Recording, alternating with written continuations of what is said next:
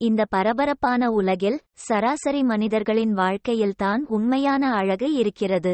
அன்பு, தியாகம், சவால்கள் இவையெல்லாம் சேர்ந்ததுதான் நம்மில் பலரின் வாழ்க்கை. இன்று நான் உங்களுக்கு காட்டப் போகிறேன் ஒரு நடுத்தர வர்க்க குடும்பத்தின் நெகிழ்ச்சியான கதையை. இது வெறும் கதை மட்டும் அல்ல, பலரின் வாழ்க்கையின் பிரதிபலிப்பு. இவர்தான் முருகன். ஒரு சிறிய தனியார் நிறுவனத்தில் வேலை. சம்பளம் கம்மி, ஆசைகள் அதிகம்.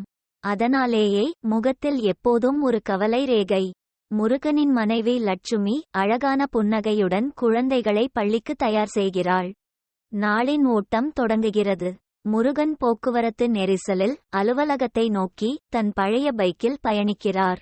வழியெல்லாம் மகளின் மருத்துவச் செலவுகள், மகனின் பள்ளி ஃபீஸ் இவற்றை பற்றியே அவரது சிந்தனை. அலுவலகமோ பரபரப்பின் உச்சம். எல்லோரும் வேகமாக ஓடிக்கொண்டிருக்க முருகனுக்கோ காலம் நகர மறுக்கிறது. வேலைச் சுமை, முதலாளியிடமிருந்து வரும் அழுத்தம் அனைத்தையும் பொறுமையுடன் கையாள்கிறார். ஏனென்றால் வீட்டில் காத்திருக்கும் அவரது குடும்பத்திற்காக. மாலையில் வீடு திரும்பும்போது முருகனின் முகத்தில் களைப்பு இருந்தாலும் குழந்தைகளின் சிரிப்பொலிகள் கேட்ட மாத்திரத்தில் அது மறைந்து விடுகிறது. லட்சுமி அளவான சமையலில் அன்பை தூவி குடும்பத்தைச் சமாளிக்கிறாள்.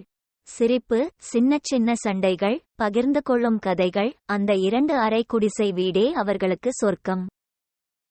விடுமுறை நாட்களோ அவர்களுக்கு கொண்டாட்டம்தான். கடற்கரையில் மணலில் வீடு கட்டுவது, அலைகளோடு விளையாடுவது, குறைந்த செலவிலும் குழந்தைகளின் கண்களில் தெரியும் மகிழ்ச்சி அளவற்றது. ஆனால் வாழ்க்கை எப்போதுமே இனிப்பதில்லை. திடீரென வருகிறது ஒரு மருத்துவச் செலவு. லட்சுமி முகம் வாடுகிறது. முருகனின் முன் சவால். நகைகள் அடகுக்குச் செல்கின்றன. ஆனால் குழந்தைகள் முகத்தில் சிரிப்பை குறைய விடுவதில்லை அவர்கள். காலம் உருண்டோடுகிறது. முருகனின் உழைப்புக்கு சிறிய அங்கீகாரம் கிடைக்கிறது. சின்ன பதவி உயர்வு, கொஞ்சம் சம்பளம் கூடுகிறது. அந்த சந்தோஷம் அவர்கள் வீட்டில் விழாக்கோலம் பூக்கச் செய்கிறது. கண்ணிமைக்கும் நேரத்தில் வருடங்கள் கடக்கின்றன. குழந்தைகள் வளர்கிறார்கள். முருகனின் நரைமுடிகளும் லட்சுமியின் கைவண்ணத்தில் மறைக்கப்படுகின்றன. மகள் நல்ல வேலையில் அமர்கிறாள். மகன் படிப்பை முடித்து தந்தைக்கு உதவியாக சேர்கிறான். இப்போது அந்த வீட்டில் முருகனும் லட்சுமியும் தான்.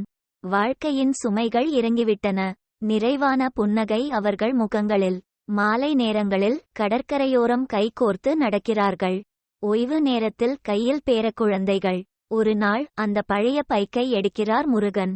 அதுவும் அவருடன் போராடிய வீரனைப் போலத்தான் இருக்கிறது. இத்தனை ஆண்டுகளில் சென்னையின் தெருக்களில் எத்தனை பயணம். நினைவுகளின் பாதையில் மனம் செல்கிறது. கஷ்டங்கள், இன்பங்கள், ஏற்ற இறக்கங்கள் எல்லாவற்றையும் தாண்டி வந்திருக்கிறார்களே. முருகனின் வாழ்க்கை பல நடுத்தர வர்க்கத்தினர் வாழும் சென்னையின் ஒரு பக்கம்தான். வசதிகள் குறைவாக இருந்தாலும் உள்ளத்தில் நிறைந்த அன்பு, கடின உழைப்பு இவற்றோடு அவர்கள் வாழ்வை வண்ணமயமாக்கி விடுகிறார்கள். பல சோதனைகளை தாண்டினாலும் அவர்களது நேர்மறையான மனநிலைதான் அவர்களை உயர்த்துகிறது. உயரும் போராட்டங்கள், உறவுகளின் அரவணைப்பு, சின்ன சின்ன சந்தோஷங்கள் இதுதான் சென்னையின் எண்ணற்ற நடுத்தர வர்க்க குடும்பங்களின் பாடல். அவர்கள் நமக்கு பாடம் சொல்லித் தருகிறார்கள். வாழ்க்கை எப்போதும் எளிதானதல்ல, ஆனால் அன்பும் நம்பிக்கையும் இருந்தால் எந்த சவாலையும் சமாளித்து விடலாம். இந்த பஞ்சுமிட்டாய் கதை உங்களுக்கு பிடித்திருந்தால் இந்த சேனலுக்கு சப்ஸ்கிரைப் செய்து உங்கள் நண்பர்கள் மற்றும் குடும்பத்தினருடனும் பகிர்ந்து கொள்ளுங்கள். இது போன்ற மேலும் பல தமிழ் கதைகளை கேட்க மறக்காமல் பெல் ஐகானை அழுத்தி வைத்திருங்கள். நன்றி.